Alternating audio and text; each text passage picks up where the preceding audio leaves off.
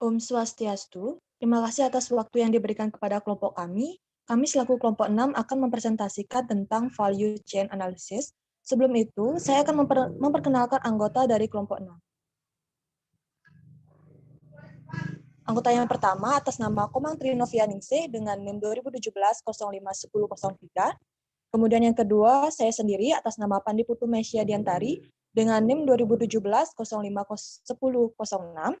Kemudian yang ketiga itu atas nama Kade Erimanda Sastrini dengan NIM 2017-05-1017. Kemudian yang terakhir yaitu atas nama Niluh Putu Nila Pramini dengan NIM 2017-05-1027. Dalam presentasi kali ini, kami akan membahas 3 topik utama, yaitu yang pertama, pengertian value chain analysis, kemudian yang kedua, metode analisis value chain, kemudian yang ketiga, tahapan dalam analisis rantai nilai.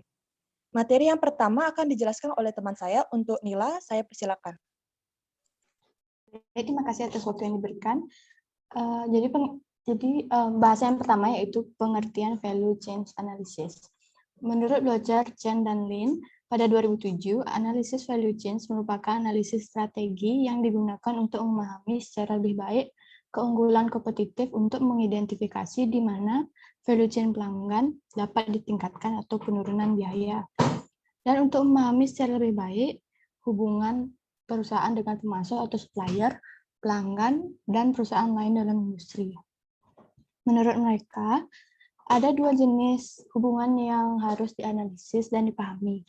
2 jenis hubungan yang harus dianalisis dan dipahami ini yaitu internal value chains dan yang kedua ada external value chains. Next. Yang pertama ada internal value chains. Internal value chains merupakan suatu rangkaian kegiatan yang terjadi atau dilakukan dalam bagian satu rantai perusahaan. Menurut Hansen dan Mowen pada 2006, internal value chains adalah rangkaian aktivitas yang diperlukan untuk mendesain, mengembangkan, memproduksi, memasarkan, dan mengirimkan produk serta jasa kepada pelanggan.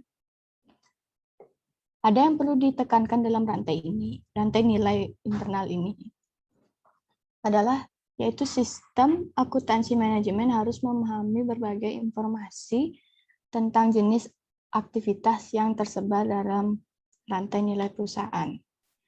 Lalu yang kedua ada external value chains. External value chains adalah hubungan rantai nilai dalam perusahaan yang dilakukan oleh pelanggan dan pemasoknya. Dengan hubungan eksternal, diharapkan dapat mencapai hasil yang saling menguntungkan bagi pihak perusahaan, pemasok, dan pelanggan. Hubungan external value chains ini bermanfaat bagi perusahaan di mana perusahaan harus memahami seluruh rangkaian aktivitas dan bukan hanya bagian dari rantai nilai perusahaan. Next. Yang selanjutnya ada Porter Value Chain Model. Jadi dalam value chain analysis yang banyak digunakan oleh kebanyakan perusahaan adalah Porter Value Chain Model yang diperkenalkan oleh Michael Porter pada tahun 1985. Gambar di slide adalah gambaran model Porter Value Chain. Porter Value Chain ini berfokus pada sistem dan bagaimana pengolahan input menjadi output yang dibeli oleh konsumen.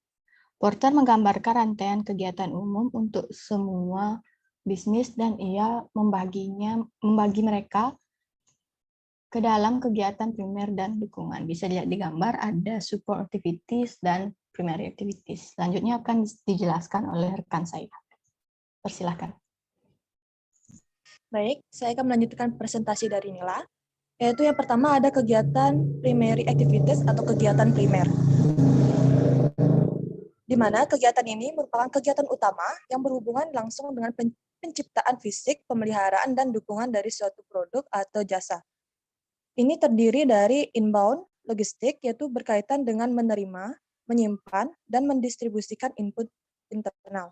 Kemudian yang kedua ada operation, yaitu kegiatan transformasi mengubah input menjadi output. Kemudian yang ketiga ada outbound, logistik, yaitu kegiatan ini memberikan produk atau layanan kepada pelanggan. Kemudian yang keempat ada marketing atau sales.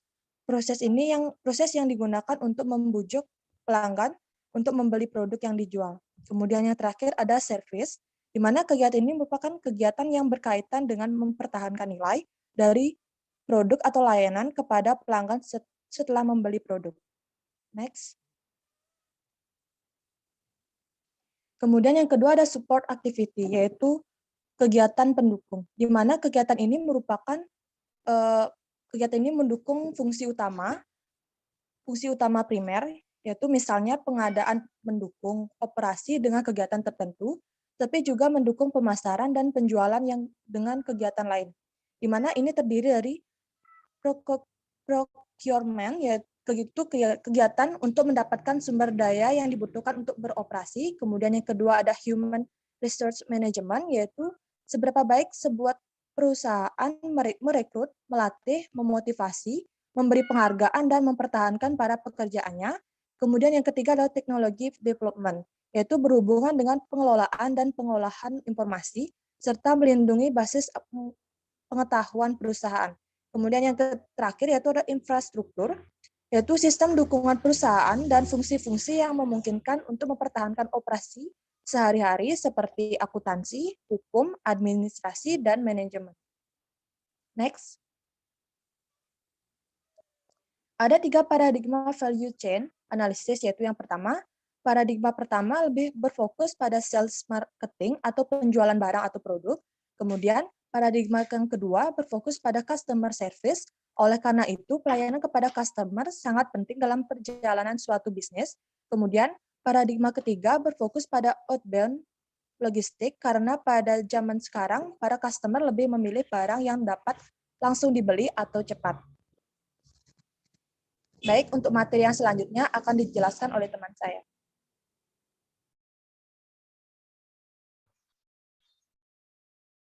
Baik, terima kasih atas waktunya. Untuk selanjutnya, saya akan menjelaskan metode analisis value chain. Metode analisis value chain meliputi langkah-langkah sebagai berikut. Yang pertama, ada identifikasi value chain industri, pembebanan cost, pendapatan, dan aset untuk nilai aktivitas. Yang kedua, mendiagnosis cost driver.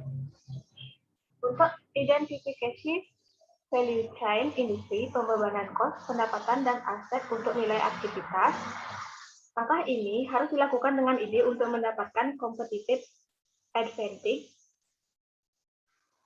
Penilaian competitive advantage tidak dapat diuji sepenuhnya pada level industri secara keseluruhan, sehingga value chain suatu industri dibagi dalam aktivitas yang berbeda, sehingga starting point analisis cost didefinisikan dalam value chain industri, kemudian menetapkan cost, pendapatan, dan aset dalam berbagai nilai aktivitas.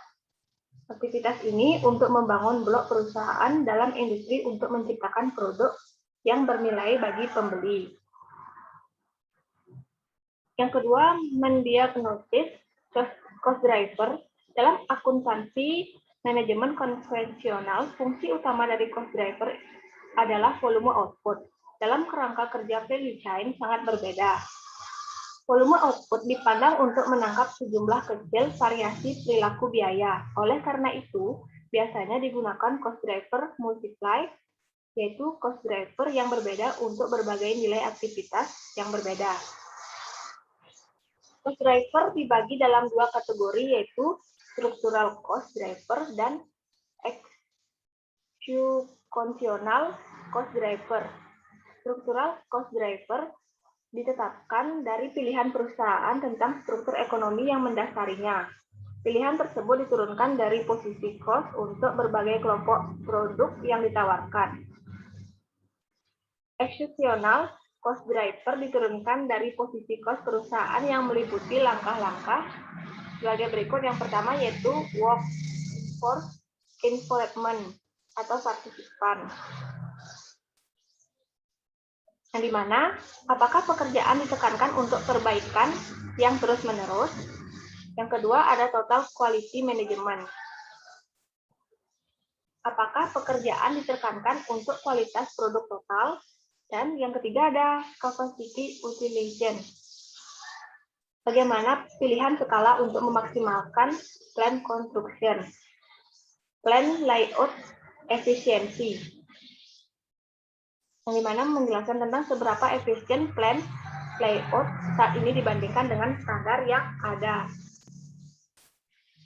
Selanjutnya, product configuration, menyangkut tentang apakah desain produk efektif, dan yang terakhir ada linkages with supplier or customer, yang menyangkut apakah hubungan dengan supplier dan konsumen sesuai dengan rantai nilai perusahaan. Dan untuk selanjutnya akan dijelaskan oleh teman saya.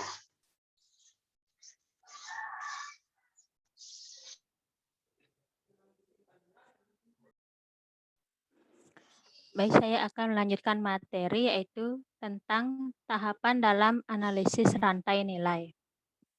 Setiap perusahaan mengembangkan sendiri satu atau lebih dari bagian-bagian dalam value chain berdasarkan analisis strategik terhadap keunggulan kompetitifnya.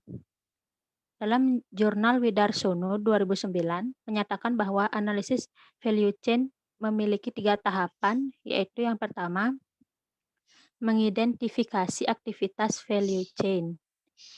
Perusahaan mengidentifikasi aktivitas value chain yang harus dilakukan oleh perusahaan dalam proses desain, pemanufakturan, dan pelayanan kepada pelanggan.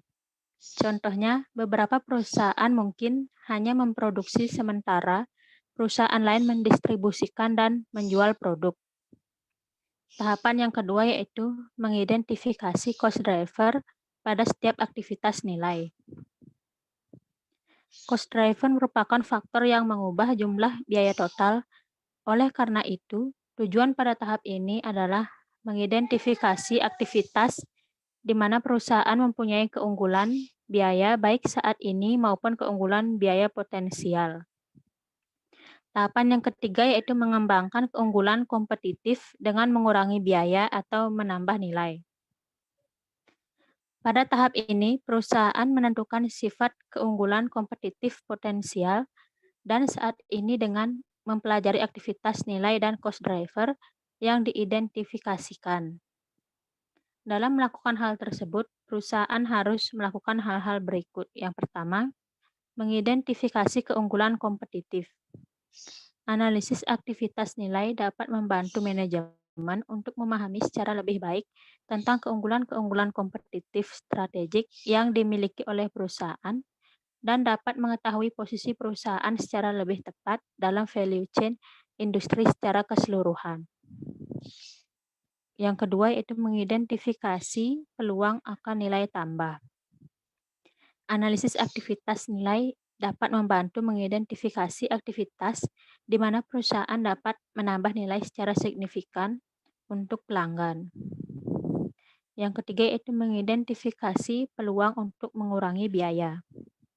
Studi terhadap aktivitas nilai dan cost driver dapat membantu manajemen perusahaan menentukan pada bagian mana dari value chain yang tidak kompetitif bagi perusahaan. Beberapa perusahaan mungkin mengubah aktivitas nilainya dengan tujuan mengurangi biaya. Baik, sekian materi yang dapat saya sampaikan. Saya kembalikan kepada moderator.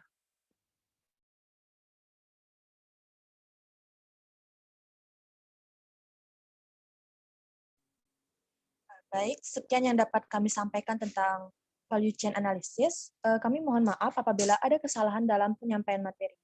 Akhir kata kami tutup dengan para mesan. Om Santi Santi. Terima kasih.